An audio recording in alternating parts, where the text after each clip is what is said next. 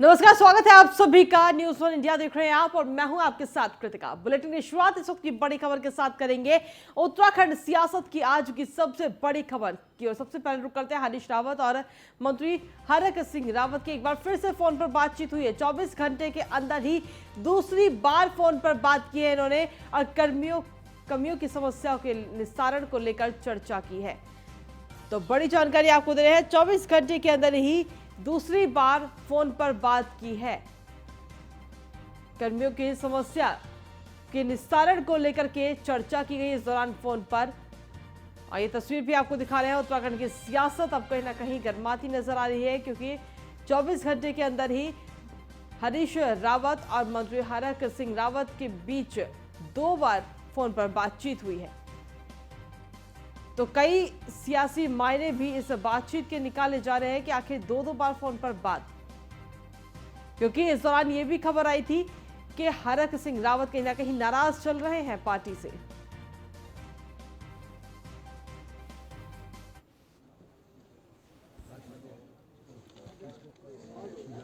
जी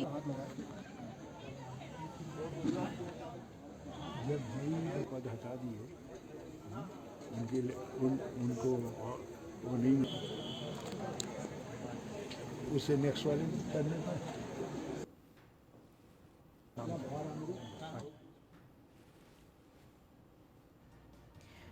और इसी पर अधिक जानकारी देने के लिए संवाददाता संदीप नेगी इस वक्त हमारे साथ जुड़ गए हैं। सीधा उनके पास चलते हैं। संदीप, 24 घंटे के अंदर 2 बार फोन पर बातचीत हुई है, आखिर क्या कुछ सियासी मायने निकाले जाएं इसके? जी बिल्कुल, देखिए हरक सिंह रावत का जो सियासी ड्रामा है, सियासी बयानबाजी वो लगातार जारी है। क्योंकि आपको बता दूं कि एक लंबा जो रिकॉर्ड रहा है दोनों ही नेताओं का इस प्रकार की बयानबाजी करने का और इस प्रकार की जो राजनीति करने का, तो इससे भी कहीं दूर नहीं किया जा सकता। लेकिन जिस तरह से अगर बात करूं तो पिछले कुछ दिनों पहले जो कैबिनेट मंत्री हरक सिंह रावत ने हरीश रावत के खिलाफ बयानबाजी लगातार दी थी कि वो लगातार कह रहे थे कि हरीश रावत पर कहीं ना कहीं कटाक्ष कर रहे थे। तो इसके चलते जब एक बार फिर से हरक सिंह रावत के द्वारा माफी वाला जो प्रकरण है वो कर दिया गया था, माफी मांग ली गई थी हरीश रावत को और बड़े भाई बताकर उनको कह दिया गया था कि वो अब मुझे माफ करें। ठीक है, तो कुल मिलाकर हरीश रावत ने उस पर प्रतिक्रिया दी थी कि वो बल्कि मेरे से माफी न मांगे बल्कि लोकतंत्र से माफी मांगे। कह सकते हैं कि उन्होंने सीधे तौर पर उनको भी कटाक्ष किया था कि 2017 में हरक सिंह रावत ही एक ऐसे नेता थे जिन्होंने की हरीश रावत की सरकार गिराई थी। तो तब से लेकर लगातार दोनों में ही बयानबाजी का दौर लगातार जारी है। लेकिन एक बार फिर से जिस तरह से अब कांग्रेस में कुछ नेता लगातार एंट्री कर रहे हैं भाजपा से, अभी बीते दिनों यशपाल आर्य वहां पर आए हैं, तो कहीं ना कहीं अब इस प्रकार की अटकलें भी तेज होने लगी है कि हरक सिंह रावत भी वापसी आ सकते हैं। लिहाजा यही बयानबाजी दोनों के द्वारा करवा दी जा रही है। महज 24 घंटे में 2 बार उनकी फोन पर वार्तालाप हुई और वार्तालाप भी कह सकते हैं कि धरना स्थल को लेकर हुई है और कर्मचारियों की मांगे मानने को लेकर हुई है। तो ये बड़ी बात है। तो सीधे तौर पर इस वक्त ये भी देखा जा रहा है कि जिस प्रकार हरक सिंह रावत खुद अटकलें लगाई जा रही है कांग्रेस में आ सकते हैं, लेकिन हरीश रावत ने ये कहा है कि भाई वो मेरे से नहीं बल्कि जनता से माफी मांगे। खैर फिलहाल में हरीश रावत ने यह भी स्पष्ट कर दिया है कि उनकी ओर से सभी को माफ किया जा रहा है। तो ऐसे दौर में कुल मिला के संभावनाएं अब बहुत तेज बढ़ गई हैं। और क्योंकि 2022 चुनाव में वक्त बहुत कम रहा है, महज 2 महीनों का वक्त रहा है, तो ऐसे में कहीं ना कहीं जो सियासी सरगर्मी है वो बहुत तेज दिखती हुई इस वक्त दिखाई दे रही है। फिलहाल की अगर मैं बात करूं तो हरीश रावत का सीधे तौर पर यह भी कहना है कि अगर वो कांग्रेस में आते हैं तो पहले जो उनके जो पुराने पाप है वो उनको लेकर प्रायश्चित करें। तो ऐसे में कहीं ना कहीं अब जिस तरह की जो बयानबाजी दोनों के बीच हो रही है, या फिर लगातार हम कह सकते हैं कि एक वार्तालाप भी जरूर वहां पर उनके द्वारा किया जा रहा है। तो आखिरकार जो लोग हैं ये वार्तालाप को किस रूप में देख रहे हैं, कहीं ना कहीं एक संदेश उनके द्वारा ये दिया जा रहा है कि आखिरकार अब हम दोनों फिर से एकजुट हो चुके हैं और कहीं ना कहीं जो हरक सिंह रावत के लिए कांग्रेस के जो द्वार हैं वो वाकई फिर से खुले हैं। तो इससे भी इनकार नहीं किया जा सकता है। जी चलिए संदीप, आप बने रहिए, हम आगे भी आपसे जानकारी लेंगे। एक बार अपने दर्शकों को आखिर क्या कुछ बातचीत हुई इन दोनों के बीच में वो एक बार अपने दर्शकों को हम सुनाते हैं।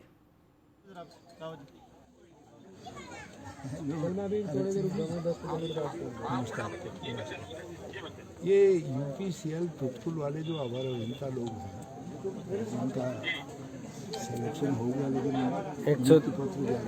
102 पदों को रोका गया है। 102 लोग इनको रोका गया है। 102 लोग हैं जो इनको रोका गया है सर। पृथ्वी यूपीसीएल वाले, आपको तो मालूम है। अभी मैंने दीपक रावत से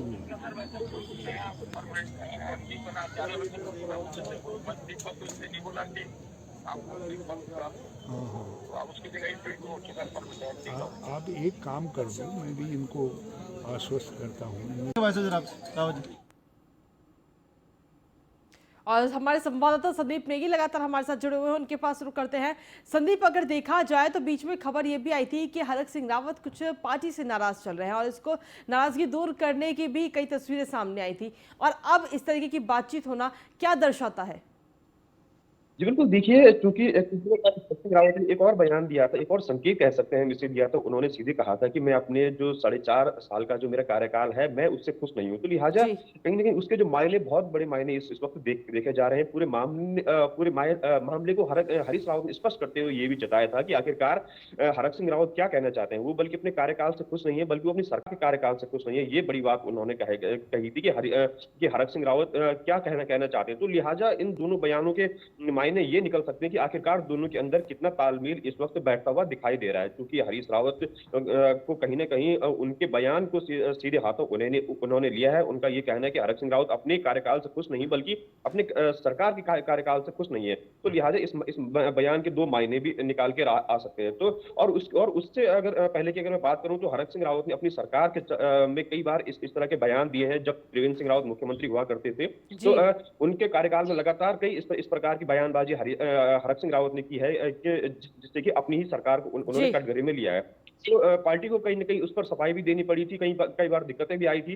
तो लेकिन अब फिर से इस तरह की जो चुनावी बयानबाजी है वो फिर से शुरू हो गई है। और लिहाजा इस वक्त बल्कि अब खुद की सरकार नहीं, बल्कि हरीश रावत उनको साथ लेकर चल रहे हैं, ऐसा अभी हाल फिलहाल के जो बयानों को लेकर देखा जा रहा है। तो कह सकते हैं उम्मीदें जरूर जनता ये लगा रही कि आखिरकार स्थिति कब तक साफ होगी। लेकिन जिस तरह की ये बयानबाजी है, उससे साफ तौर पर जाहिर है कि जो हरक सिंह रावत है, कहीं ना कहीं एक बार फिर से एंट्री करने का मन भी बना चुके हैं। बिल्कुल, कहीं ना इस तरह कहीं के वाकई ये बयानबाजी स्थिति कब साफ होगी, इसका सभी को इंतजार है। बहुत बहुत धन्यवाद तमाम जानकारी देने के लिए संदीप। और चलिए इसी के साथ खबरों में आगे बढ़ेंगे। एक दूसरे के राजनीतिक दुश्मन कहे जाने वाले पूर्व मुख्यमंत्री हरीश रावत और कैबिनेट मंत्री हरक सिंह रावत के बीच दूरियां कम होती अब नजर आ रही हैं। हरीश रावत और हरक सिंह रावत के बीच फोन पर बातचीत के बाद अब कयास लगाए जा रहे हैं कि दोनों नेताओं के रिश्तों पर जमी बर्फ पिघलने लगी है। कहा यह जा रहा है कि हरक सिंह रावत जल्द ही कांग्रेस में घर वापसी कर सकते हैं। देखिए ये रिपोर्ट। उत्तराखंड का सियासी माहौल अचानक गर्म हो गया है। चर्चा है कि अब कैबिनेट मंत्री हरक सिंह रावत बीजेपी की मुश्किल बढ़ा सकते हैं और कांग्रेस में घर वापसी कर सकते हैं। इन कयासबाजियों से तब और बल मिला जब पूर्व मुख्यमंत्री हरीश रावत ने कई दिनों की कड़वाहट को खत्म करने की कोशिश करते हुए रविवार को वन मंत्री हरक सिंह रावत को सरप्राइज फोन किया और कहा कि आपदा में तो सांप और नेवला भी एक हो जाते हैं, आप तो मेरे भाई हैं। इस बातचीत का मकसद भले ही रामनगर के आपदाग्रस्त चुकुम गांव में राहत और बचाव के कार्य पर फोकस रहा हो, लेकिन इसके कई मायने निकाले जा रहे हैं। आपदा के समय में सांप और नेवला जो है एक ही उसमें तैर जाते हैं। हम तो दोनों भाई हैं। ये हमारे लोगों पर बड़ी आपदा आई है। आप फॉरेस्ट मिनिस्टर हो। ये आपदा आई है, चुकम गांव है, चुकम गांव मोहान के सामने, उन पर, और एक सुंदर खाल में आई है। और मेरी रिक्वेस्ट भी है और सलाह भी है कि आप ये दोनों गांवों को आकर के जरा सा देखिए।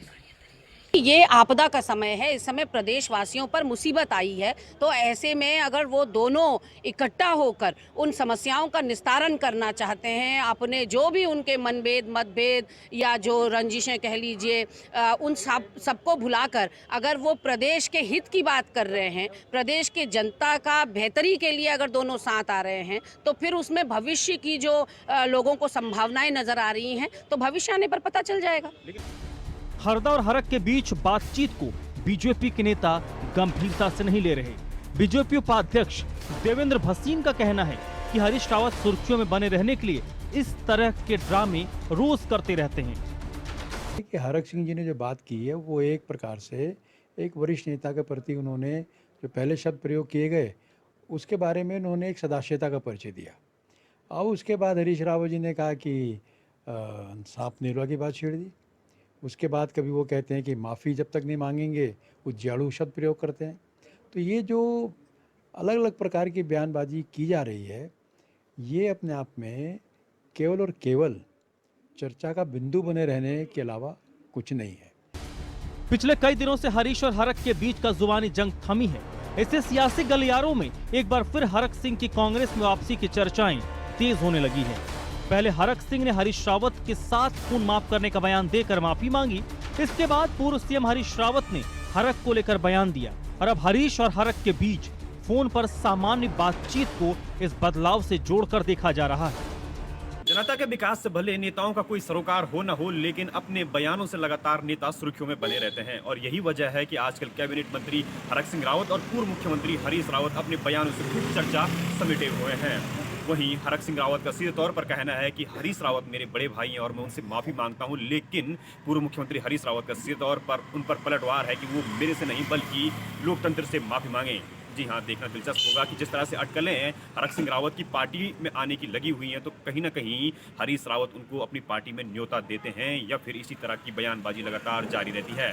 कैमरामैन राजन बडोले के साथ संदीप नेगी, न्यूज़ 1 इंडिया, देहरादून। तो पूर्व मुख्यमंत्री हरीश रावत ने हरक सिंह रावत के दिए माफी बयान पर कटाक्ष किया है। कटाक्ष करते हुए उन्होंने कहा कि जब उन्होंने इस संकट की घड़ी में मुझे भाई माना है तो ये अच्छी बात है, मैंने भी बड़ी भाई की भूमिका अदा कर दी है। लेकिन जिस तरह से हरक सिंह रावत ने कहा कि मैं अपने कार्यकाल से संतुष्ट नहीं हूं, तो इसका अर्थ ये लगाना चाहिए कि आज पूरी सरकार ही विफल है और उनका ये संदेश अपने साथ साथ सरकार के लिए भी है।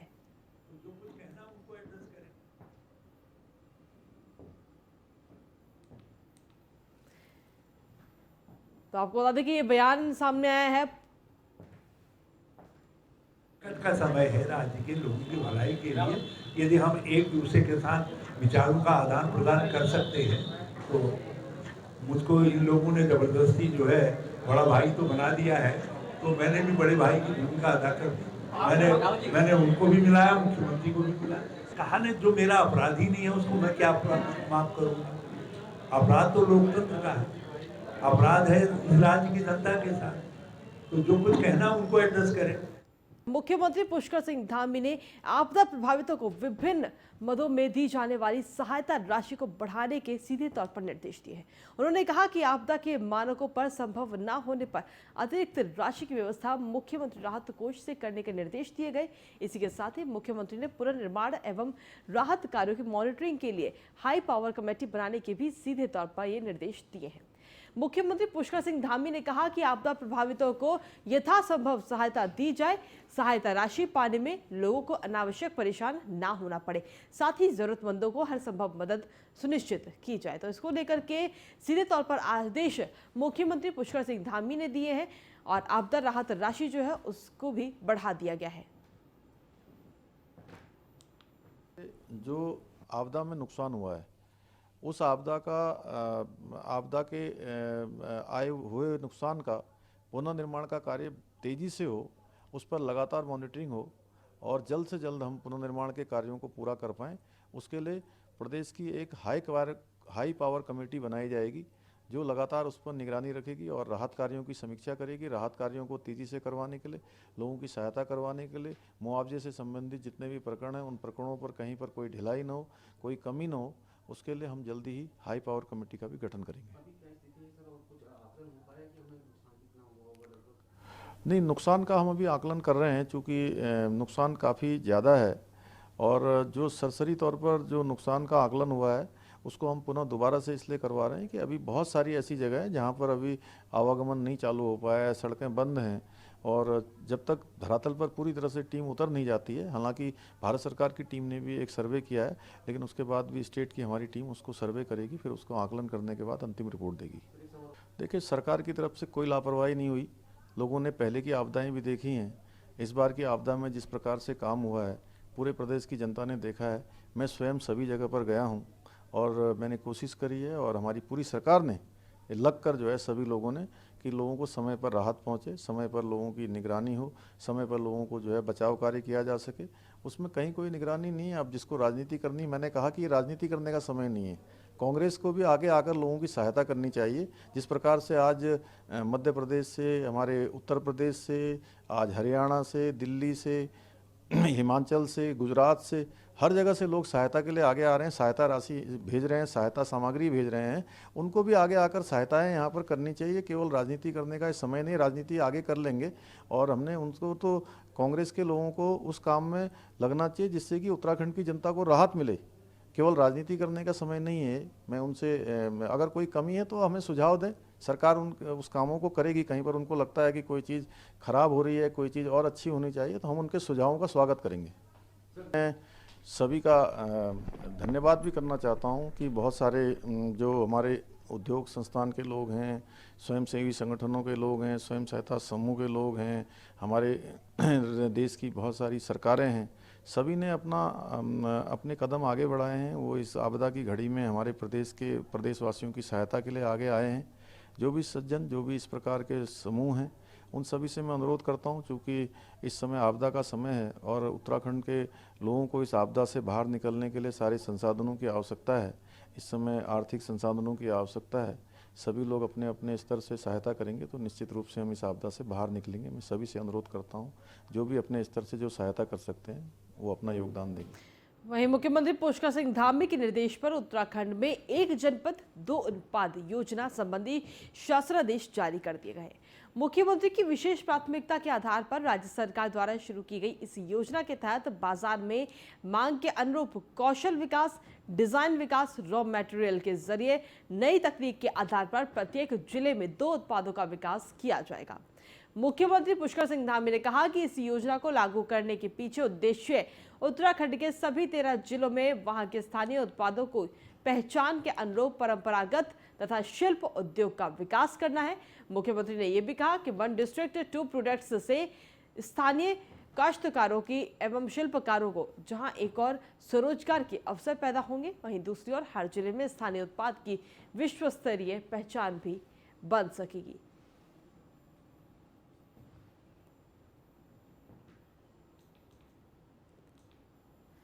तो एक जनपद 2 उत्पाद का शासन आदेश जारी किया गया है। आपको बता दें कि उत्तराखंड में 13 जिले हैं और 13 जिलों से यानी कि हर जिले से 2 उत्पाद आएंगे और शिल्पकारों को कहीं ना कहीं सहयोग मिलेगा इससे, और रोजगार की भी एक नई संभावना उत्तराखंड में पैदा होगी। इसको ध्यान में रखते हुए शासनादेश जारी किए गए हैं। और इसी के साथ फिलहाल देवभूमि मेरे साथ इतना ही। बाकी तमाम खबरों के लिए आप लगातार देखते रहिए News 1 इंडिया।